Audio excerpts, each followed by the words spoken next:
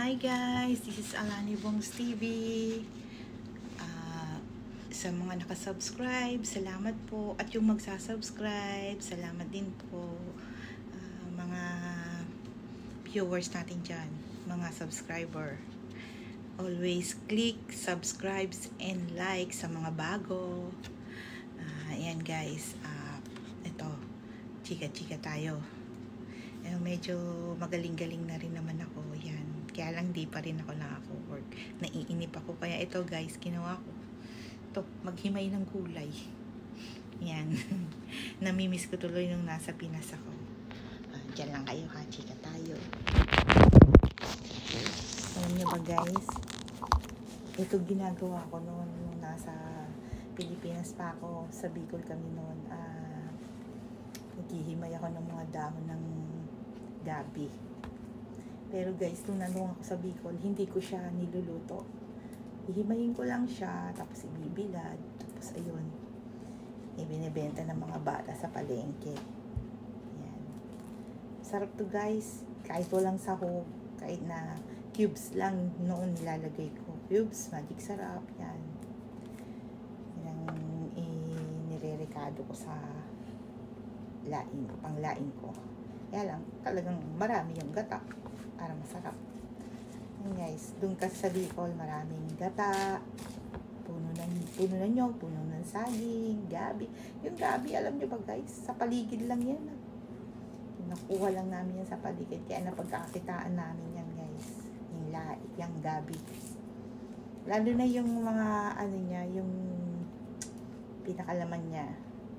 Ay, ang sarap guys. Ang ginagawa ko dun, nilalaga ko, tapos magagadgad ako ng nyog. Tapos yung mga bata, yan, sasawsaw nila yung nyog, yung mura, lalagyan ko siya ng sugar. Brown sugar nilalagay ko. Ayun, gustong-gusto ng mga bata yun. Yan lang. Minsan, almusal.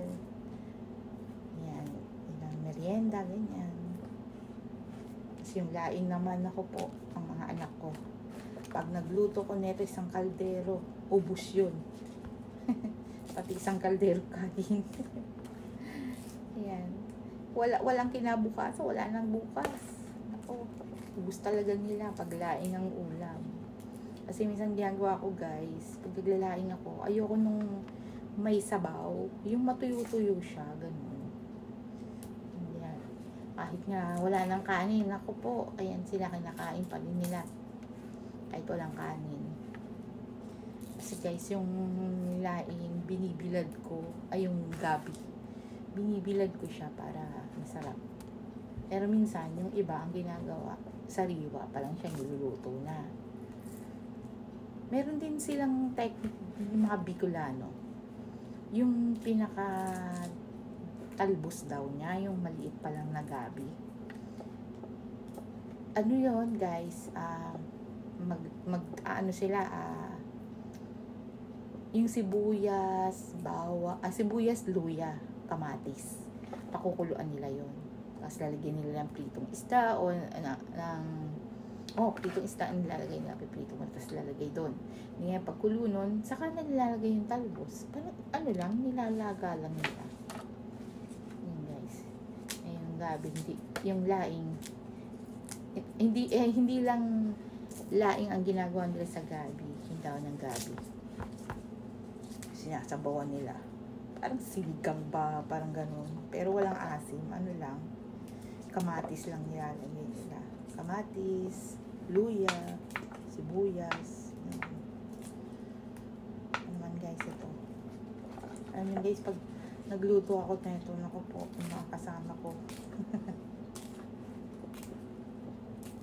Ito rin matagal din, ilagay mo lang siya sa ref, hindi naman siya nasisira, pang matagalan din siya. Pihira lang dito makabili ng ganitong mga dahon.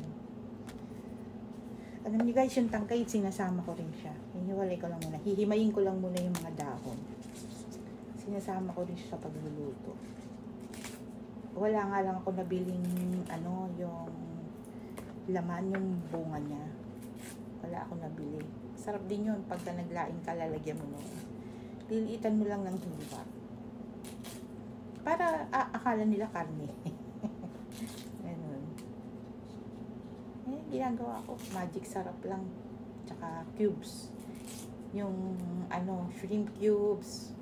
Sarap yun. Minsan guys, nilalagyan ko rin siya ng alamang. Pampasarap din yun, yung alamang. Kaya lang ito, sa kalagayan kong ganito, hindi ako pwede mag-alamang. Kahit sabihin pang magaling na, hindi ko pa rin siya, pwedeng lagyan ng alamang.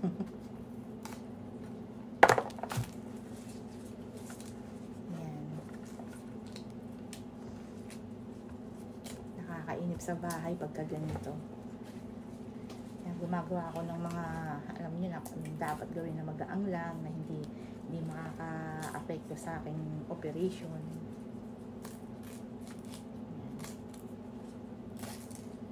Sana nga ito, after netong months na to, pagdating ng next month, maka-work na ako. Naiinip kasi ako sa bahay, guys. Pero sabi nila, ingatan mo sarili mo. Ganun. Kakaiba yan sa bagay. Pero, syempre, iniisip natin family. Iniisip natin sila. Kahit na kaya naman nila. Pero, mas may, pa rin yung tayo, mga nanay, alam nyo na, mga nanay, mga tatay, tayo sa malayong lugar.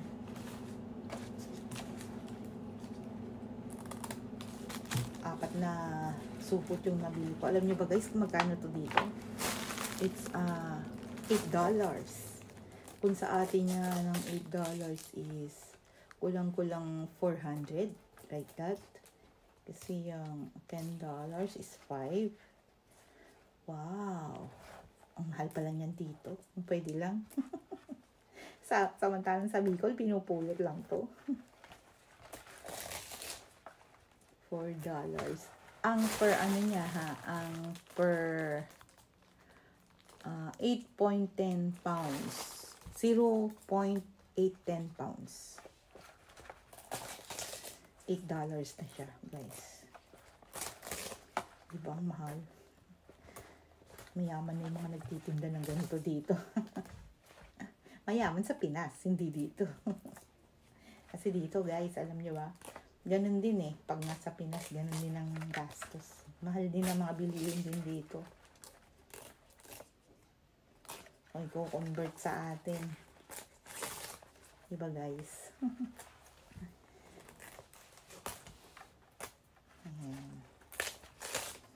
Himay ko nito. Ano ko muna siya.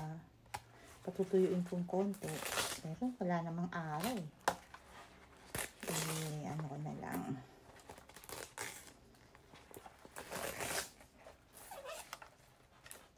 Himay-himayin ko na lang muna siya. Tapos ibabalot ko ulit.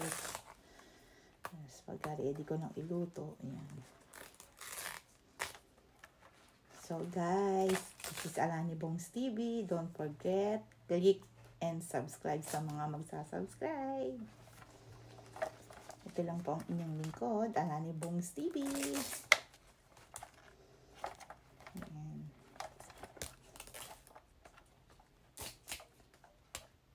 Talagang kailangan nating igalaw.